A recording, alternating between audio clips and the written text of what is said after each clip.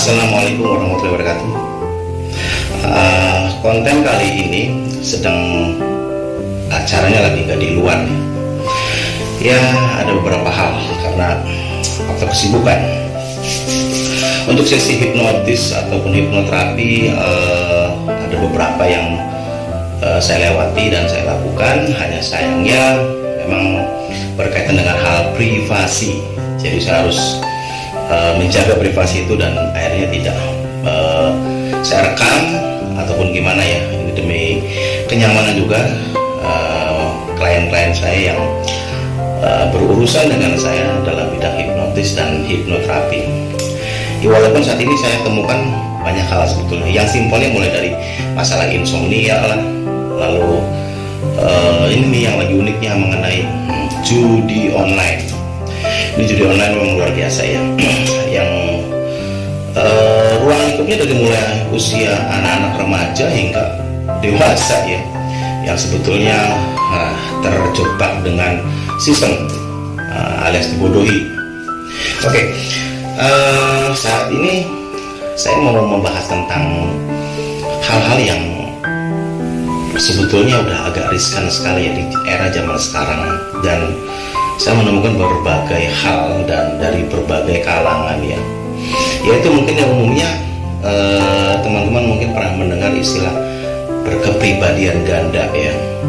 Mungkin secara simpel kepribadian ganda itu seolah-olah menggambarkan seseorang yang memiliki kebiasaan, perilaku atau apa yang terkadang berubah-ubah.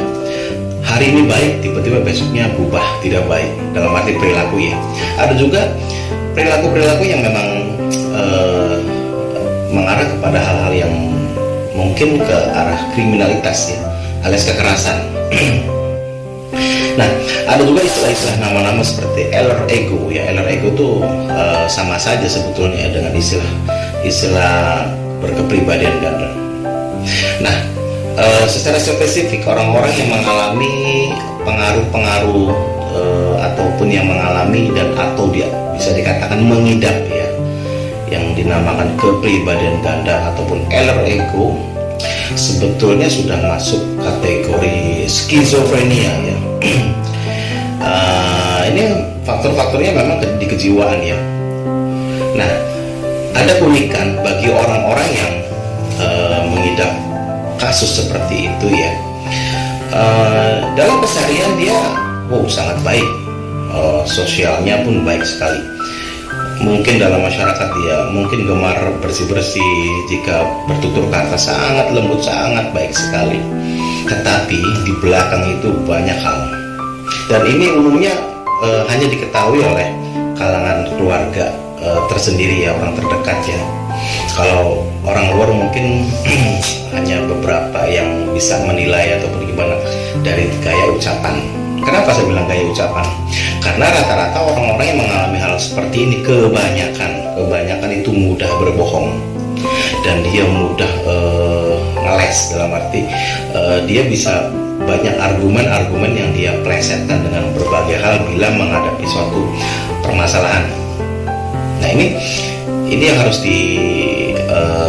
hati-hati ya, dalam arti gini, hati-hatinya di dalam hidup masyarakat ya. Memang kita harus baik-baik hatilah dengan siapapun, dan karena hal ini saya ungkap biar kita ini hati-hatinya agak biar gimana lah, karena apabila kita menghadapi atau berkenalan ataupun punya hubungan komunikasi dengan orang-orang yang mengidap hal ini, jadi kita kan istilahnya aman lah. Jadi dalam hal pergaulan untuk orang-orang yang mengalami hal seperti alter ego ataupun berkepribadian ganda, pertama yang tadi saya bilang tadi ya, dia akan mudah berbohong. Dia akan mengatakan sesuatu yang belum terjadi ataupun tidak terjadi, dan umumnya lagi banyak dialami oleh kalangan wanita kebanyakannya. Kenapa saya bilang banyak? Masalah ini terjadi banyaknya kepada kaum hawa ya. Kebetulan dari beberapa kali saya temukan kebanyakannya perempuan. Nah, untuk masalah-masalah yang sekarang tadi ya, dalam lingkungan masyarakat dia akan berperilaku baik, sangat baik. Dalam rumah tangga justru akan berbeda ya, mungkin akan terjadi berbanyak perselisihan ya, ataupun konflik dalam rumah tangga, karena banyak hal-hal yang sifatnya memang menjurus kepada ya rusaknya rumah tangga. Ada juga banyak hal-hal sifatnya tuntutan lah, yang memaksakan kepada pasangannya bagaimana bagi yang sudah berkeluarga ya. Ini hanya satu contoh.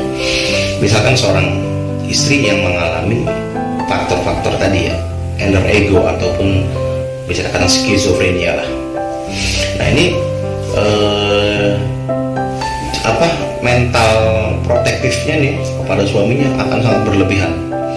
Misalkan suaminya, contoh kecil, melihat HP lalu ada tontonan ataupun gimana gambar atau apa yang perempuan cantik lah, dia pasti akan bersikap protektif sangat berlebihan. Lalu dia akan bercuriga yang nggak bahwa suaminya nih suka dengan perempuan lain lah, lebih senang berfantasi dengan wanita yang lebih cantik ataupun lebih seksi lah atau apa. Nah apabila terjadi misal seseorang istri ini awal-awal menikah mungkin tak ada masalah ya, setelah punya anak itu biasanya kan wanita itu sudah siklus wanita ya, kalau sudah melahirkan itu bentuk badan pasti sudah berubah ya, ada yang cepat gemuk lah atau apalah. Nah, itu satu siklus yang secara umum. Nah ini juga akan memicu juga karena wanita ini mungkin merasa kurang percaya diri di hadapan mata suaminya, padahal belum tentu suaminya itu memandang hal yang gimana ya. Akhirnya sang istri di saat melihat suaminya lihat tontonan, foto atau apa, lebih senang lihat perempuan-perempuan cantik tuh, ataupun gimana, cemburunya berlebihan. Nah akhirnya hal-hal seperti itu bisa memicu berbagai hal ya.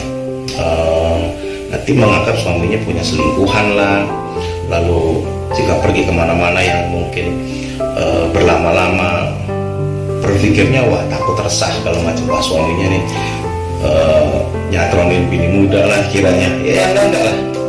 Nah ini faktor-faktor ini sangat-sangat harus diwaspadai ya. Kenapa harus diwaspadai sekali, terutama orang rumah ya. Misalkan pasangannya memahami atau apa seperti itu ya, umumnya lah jika di kawasan-kawasan mungkin yang nggak menemukan orang-orang seperti saya yang memahami bidang-bidang hipnotis dan hipnoterapi, ya hubungilah psikiater ataupun psikolog ya. Dan psikiater dan psikolog itu memang sekolahnya memang sudah sangat tinggi sekali dan memang mempelajari dan berpengalaman umumnya ya, jadi bisa berkonsultasi.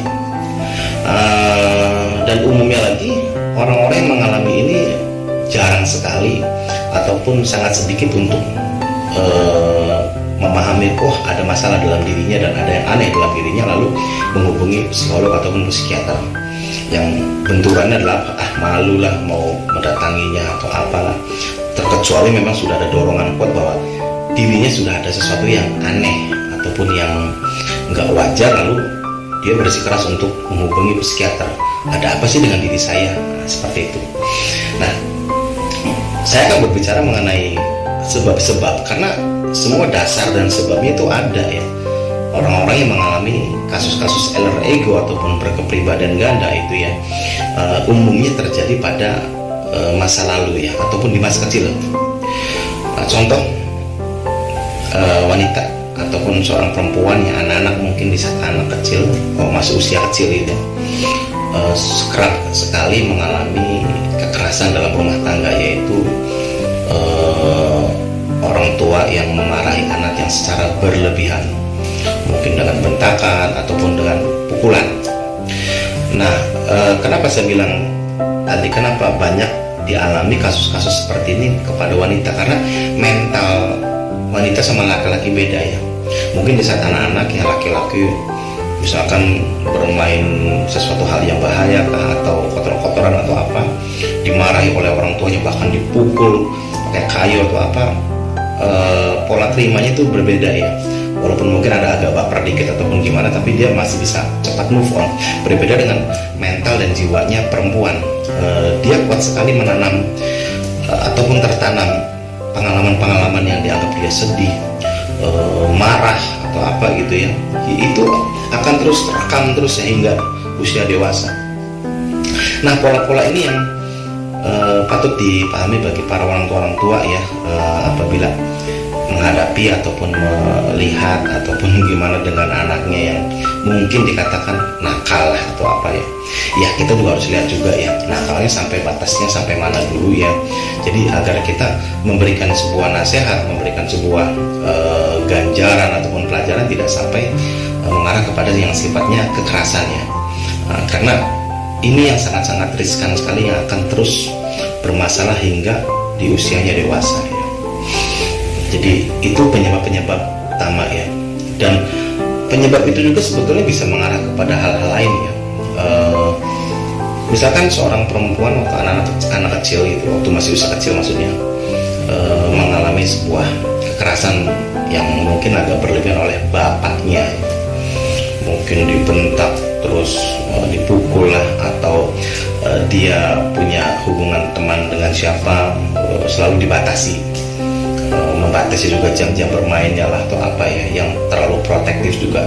Nah ini juga bisa saja menyebabkan seorang anak itu menjadi LGBT ataupun menjadi lesbi.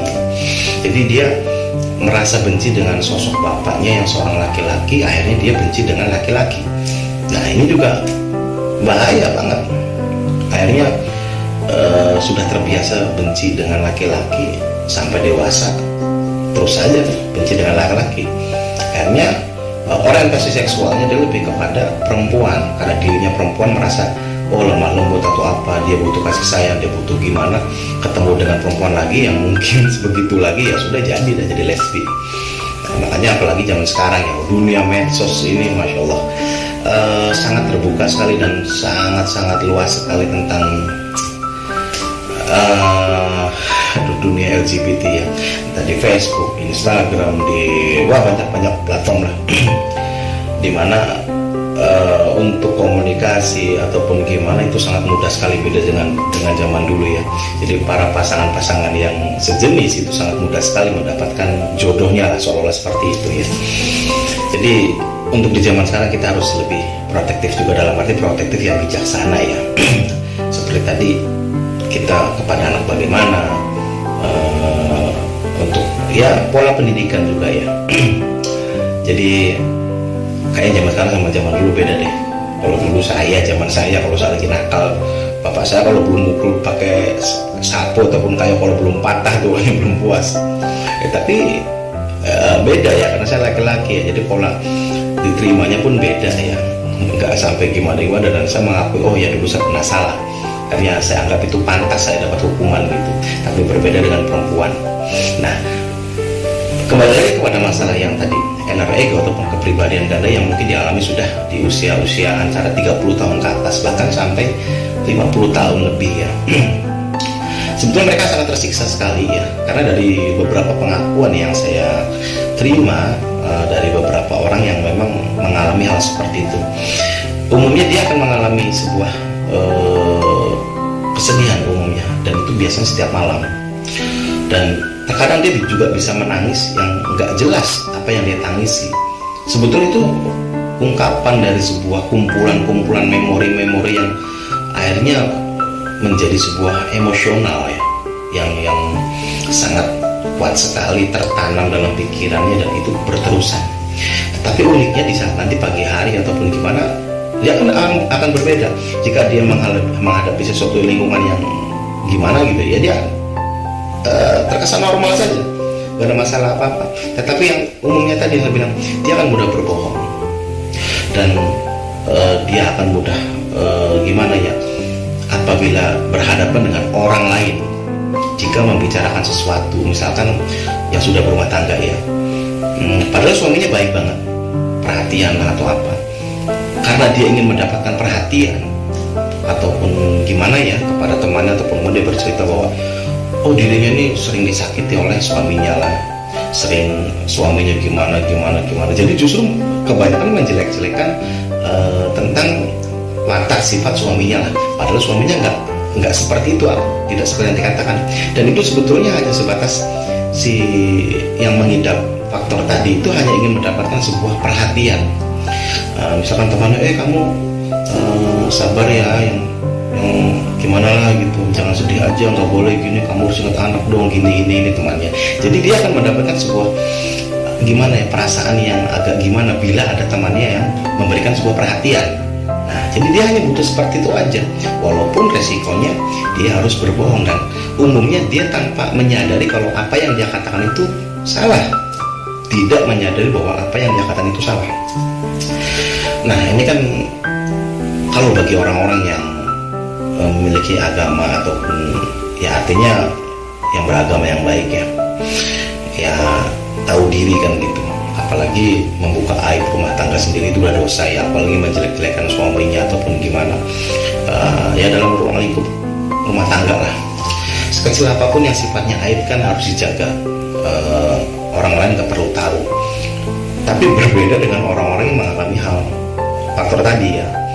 Kalau zaman sekarang di WA lah gitu, status dikit-dikit statusnya yang kesannya gimana gitu, sedih misalkan statusnya hari ini suamiku begini, nanti ada komen kan, ada apa kamu gitu, ya tahu nih gini.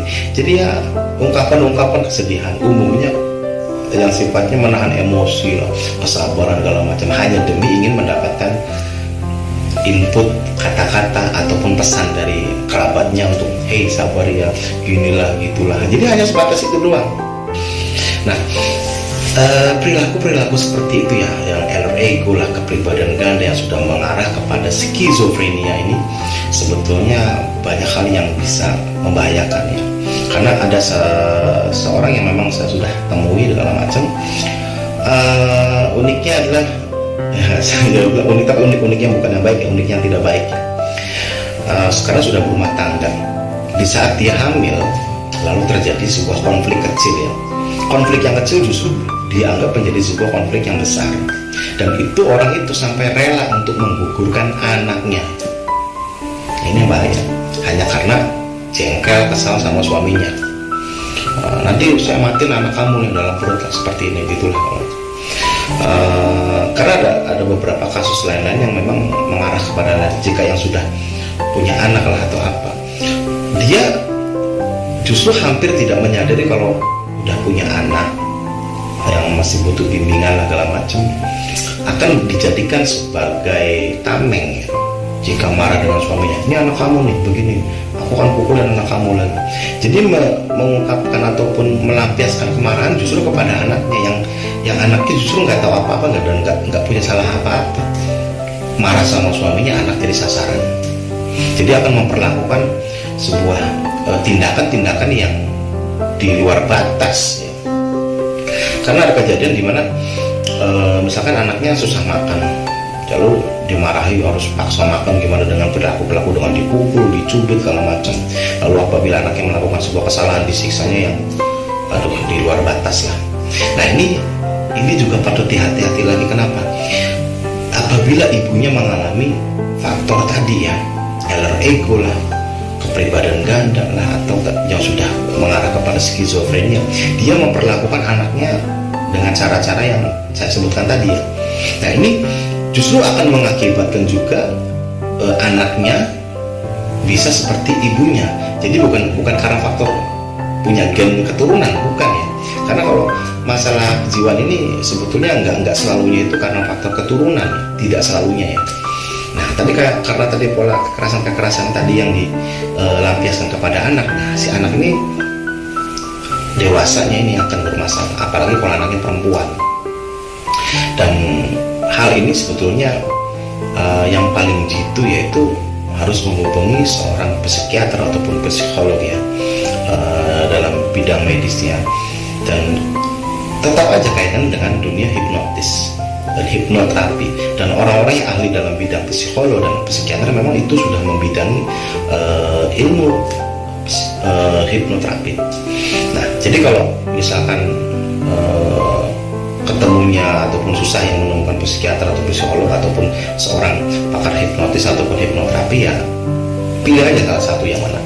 Walaupun memang kembali ujung-ujungnya dengan proses hipnoterapi ya, karena proses relaksasi otak ataupun riset otak sama halnya seperti HP lah. Oh, HP ini udah ngehang nih, kayaknya udah gak beres nih, harus di riset ulang, dikembalikan setelan pabrik.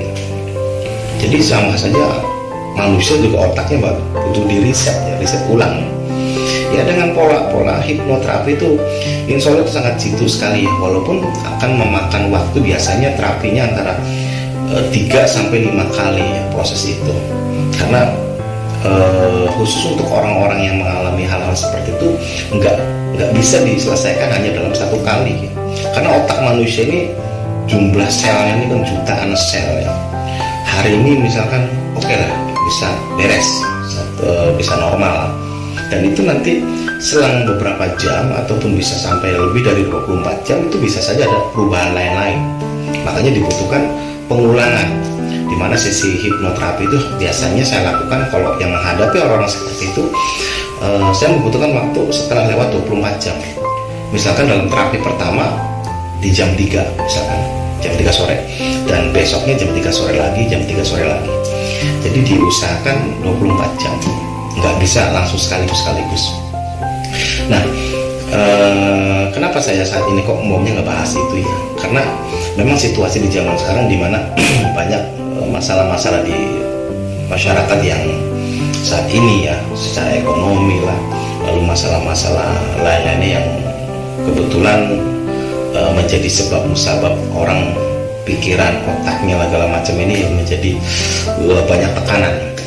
Nah, bagi orang-orang yang normal, yang namanya hal ini dan itu mungkin akan menjadi sebuah motivasi untuk gimana caranya untuk menyelesaikan. Tetapi berbeda dengan orang-orang yang menghadapi ataupun mengidap masalah-masalah tadi, itu justru akan menjadi sebuah beban yang akhirnya menjadikan sebuah masalah lain yang dianggapnya stres berat lah segala macam. Nah, akhirnya efeknya macam-macam, sakit A, sakit B, darah tinggi lah segala macam. Nah, akan lebih parah lagi apabila orang tersebut mengalami masalah sakit mah. Nah, sakit mah nih gastrika atau semacam asam lambung, urusan di lambung aja lah. Karena kalau masalah di lambung ini sebetulnya nggak bisa dianggap remeh ya, padahal masalah di lambung itu justru akan masalah ini akan timbul macam-macam. Dari masalah lambung aja tuh itu bisa mempengaruhi pada lain-lain hal sampai termasuk ke depresi, padahal cuma sakit mah ya. Mungkin yang simpel-simpelnya sering ngerasa seperti masuk angin lah, atau nggak enak badan, nyeri-nyeri badan, padahal penyebabnya di lambung. Tapi itu akan bisa lebih parah kepada depresi ya. Nah, untuk kasus-kasus orang-orang seperti ini juga yang dikatakan tadi alter ego ataupun berkepribadian ganda, kalau sudah masuk kategori kejiwaannya di skizofrenia istilahnya ya. Nah, ini justru bisa membawa sebuah malapetaka lainnya. Orang tersebut bisa saja jika sudah tingkat stresnya sudah sangat tinggi, jika dalam pikirannya berpikiran mau mati. Nah, ini bahaya. Dia bisa saja melakukan perbuatan yang dilarang, yaitu bunuh diri. Bisa saja seperti itu. Atau berperilaku ngeri lagi. Bukan dia ingin bunuh diri, tapi dia bunuh orang. Ya, bisa. Kalau dalam rumah tangga bisa saja dia membunuh anaknya sendiri, atau suaminya sendiri, atau kebalikannya ya.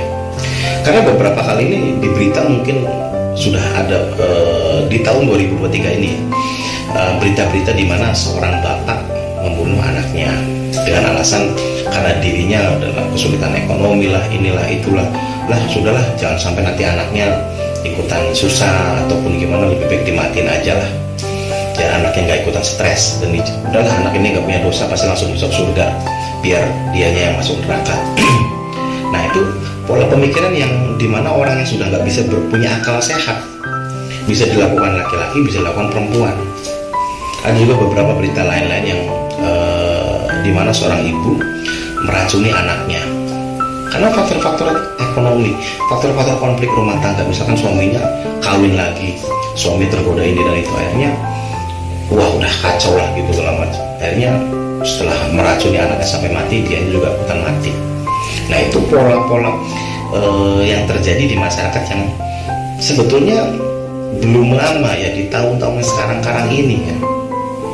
Jadi apapun saat ini usahakan akal sehat kita berjalan, dan kekuatan keimanan ini sangat luar biasa. Jadi jaga ibadah yang baik, karena dengan ibadah itu adalah menjadi sebuah macam-macam hal. Bisa jadi rem, jadi bisa menjadi pedoman, bisa menjadi gimana ya, untuk memblok pikiran kita apabila ada hal-hal yang ingin melakukan sesuatu yang negatif, kita punya rem. Jadi tahu diri lah, akal sehatnya jalan. Jadi insya Allah nggak akan sampai gimana-gimana ya. Nah, mungkin bagi yang melihat video saya ini dan mungkin mengalami hal-hal seperti itu dan belum menemukan solusi ataupun karena malu lah atau apa, mungkin saya membuka diri ya, silakan, jangan pikirkan biaya, dan saya nggak memungut biaya ya. Hubungi saya ya via telepon kalau jauh-jauh ya. Kalau masih di kawasan Serpong, silakan datang, jangan mikirin biaya, silakan datang. Kalaupun memang berkenan masih kawasan Serpong dekat-dekat, saya datangin lah, ongkos saya sendiri. Saya senangnya kopi hitam tanpa gula, boleh undang saya. Bagi yang jauh-jauh, hubungi saya di 08212-824-6641 ya. Bisa lakukan video call dengan saya ataupun telepon. Jadi hanya atur waktu janji aja. Jadi di mana waktu kesibukan kerja saya dan lain-lain sudah free, nah barulah kita bisa melakukan komunikasi via HP aja deh. Insya Allah saya akan bantu ya, walaupun jarak jauh, karena hipnosis ataupun hipnoterapi bisa diterapkan jarak jauh, karena saya hanya butuhkan pendengaran yang baik. Jadi silakan suka sama saya. Insya Allah ini akan menjadi bagian ladang ibadah saya juga ya, membantu orang yang mungkin secara materi atau apa. Saya bukan orang-orang yang seperti Raffi Ahmad lah atau apa ya, yang berkelebihan secara materi ya. Kalau saya mungkin punya kelebihan yang seperti ini ya, saya akan ibadahkan dengan cara seperti ini ya. Saya anggap ini juga sebuah usaha saya untuk ya, saya juga mencari pahala lah, saya juga mencari jalannya surga. Paling itu aja pesan-pesan yang saya sampaikan. Dan kalaupun ingin tahu apa sih alter ego, apa sih itu kepribadian ganda, dan apa sih yang namanya skizofrenia, apa sih delusi ya, apa lagi yang halusinasi, mungkin itu buka di Google ya, biar ada gambaran-gambaran yang hal-hal yang berkaitan dengan itu ya. Oh ya, satu lagi, umumnya orang-orang yang mengalami masalah alter ego, kepribadian ganda, ini mungkin hanya sebuah ciri ataupun tanda yang harus dipahami juga. Umumnya orang tersebut sering mengalami migrain, sakit di kepala. Sebabnya atau apa? Ya umumnya seperti itu.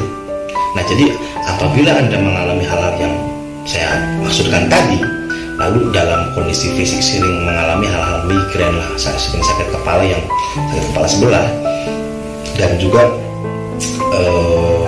kontrol emosinya yang suka meledak-ledak, mungkin Anda mengidap kepribadian ganda, atau Anda mengidap alter ego. Bisa saja Anda juga sudah masuk kategori yang memiliki faktor gangguan kejiwaan, yaitu skizofrenia. Hati-hati, jangan sampai Anda menjadi ODGJ.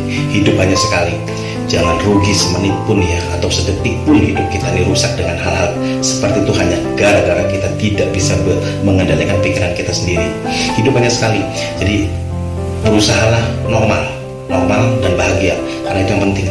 Kalau udah bahagia, badan kita sehat, nggak perlu banyak duit, yang penting badan sehat. Masya Allah, kita sudah jadi sangat orang kaya. Walaupun makan dengan nasi dan garam saja nikmat banget, karena kita sehat. Akal sehat harus kita kuatkan, dan kuatkan ibadah kita. Paling itu aja. Oke. Assalamualaikum warahmatullahi wabarakatuh.